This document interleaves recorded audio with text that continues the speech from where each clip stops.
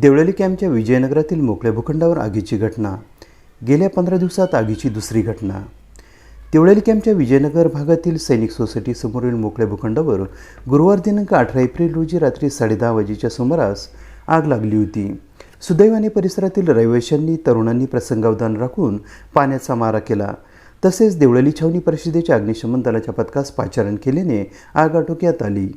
अन्यथा भूखंडालगतच्या घरांना आगीची झळ निश्चितच सोसावी लागली असती.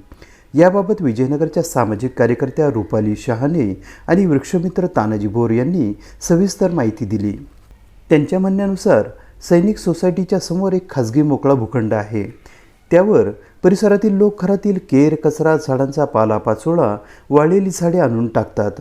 रात्रीच्या सुमारास कुणीतरी खोडसाळपणा करून कचरा पेटवून देतात किंवा पेटती बिडी, सिगारेट काडी कचऱ्यावर फेकतात. त्यामुळे आग भडकते. असा प्रकार यापूर्वी 2-4 वेळा झालेला आहे. प्रत्येक वेळी रात्रीच्या सुमारास आग विझवण्यात यश मिळाले आहे. पण जर आग रात्री उशिरा किंवा अधिकच भडकली असती तर त्यातून मोठ्या प्रमाणावर जीवित आणि वित्तहानीची झळ बसू शकते. विजयनगरमध्ये छावणी परिषदेची घंटागाडी दारोदार फिरते. तरीही काही जण घरातील केर, कचऱ्याच्या पिशव्या अनेक ठिकाणी असणाऱ्या मोकळ्या भूखंडांवर फेकतात. अशा सार्वजनिक ठिकाणी केर, कचरा फेकणाऱ्यांवर छावणी परिषद प्रशासनाने कठोर कारवाई करावी. वेळप्रसंगी अशा बेपर्वाई वृत्तीच्या लोकांवर पोलिसात गुन्हे दाखल करण्यात यावे, अशी मागणी रुपाली शहाणे, तानाजी भोर, प्रताप गायकवाड, अंबादास पाटील आणि रहिवाशांनी केली आहे.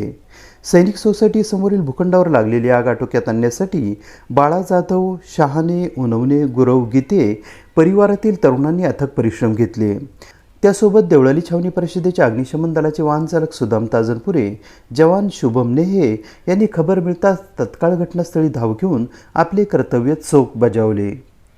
AB न्यूजसाठी प्रमोद रहाणे, देवळाली कॅम्प, नाशिक.